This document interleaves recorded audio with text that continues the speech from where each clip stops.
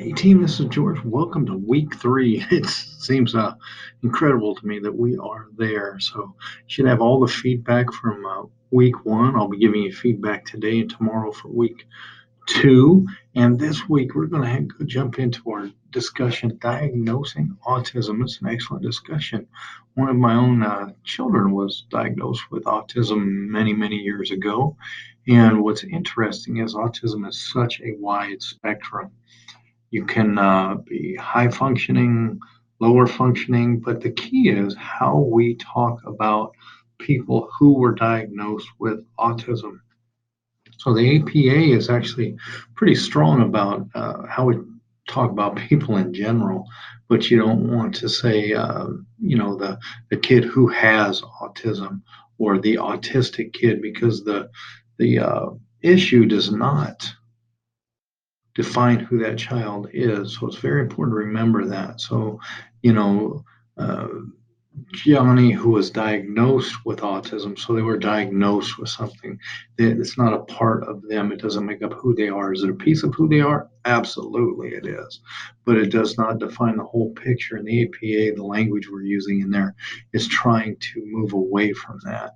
And that's kind of part of the APA writing style that you want to use. We want to be careful about labeling. So it's someone who is diagnosed with autism. It's not the autistic child did X. So it's the child because previously when you write about them, you said, okay, the child was diagnosed with autism on such and such a date. And then so as you speak further, you just say the child is not the autistic child or anything else like that, who was diagnosed with autism. That is the key because as we're breaking down social constructs, we have to make sure that we're speaking in a way that facilitates this breaking down of social constructs as well and creating ones that are better for everybody because I like one of my favorite things is a rising tide raises all ships.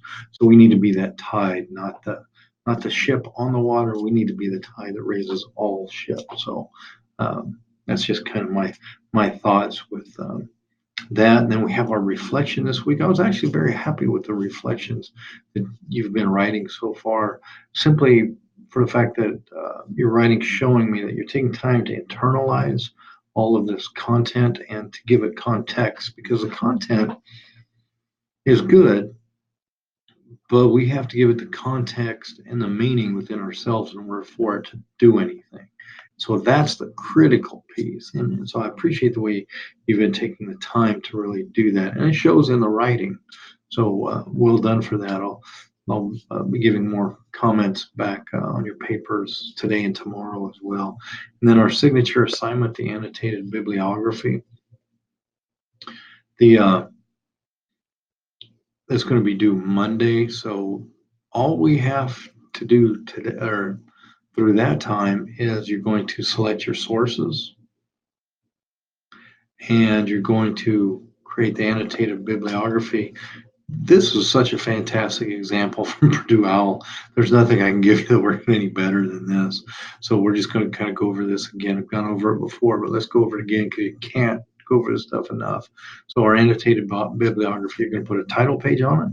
You're going to title it annotated bibliography, and then you're going to start. You know what? Do yourself a favor and try writing an abstract. And in the abstract, state the type of research you looked at and something interesting that you found. I'm not going to be grading about the abstract, but make this an opportunity for you to practice writing abstracts because the more we practice, the better we become. And we want the abstract to have a quick overview of what we've been doing and something that's going to grab my attention or your reader's attention. So remember, in our APA annotation, our first paragraph is going to be a brief summary of the author's article.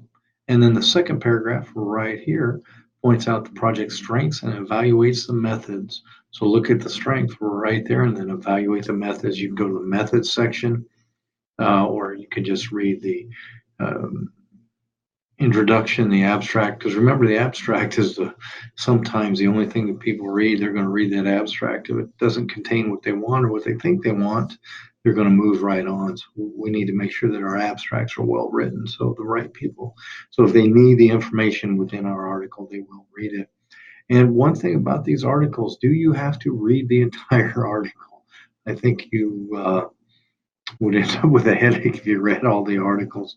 What I do is first I read the abstract to make sure it fits, and then I look at the methodology, and then I look at the discussion or conclusion to see what they came up with, to see if it all fits together. And I scan those at first. When I say, aha, this is something I want to find more about, then I'll look deeper into the methodology in the discussion section is what I will do. That's my personal method. So feel free to use it because you're going to be scanning a lot of articles, and you don't want to spend your time on stuff that doesn't fit. It's kind of the bottom line. And this week we're going to have our live session on Tuesday, our lunch and learn. So I look forward to seeing anyone that can show up there. If you can't show up, that's fine. I will record it and post it in our announcement. So have a fantastic week. Thanks for all the hard work and effort to this point. And let's keep up the momentum.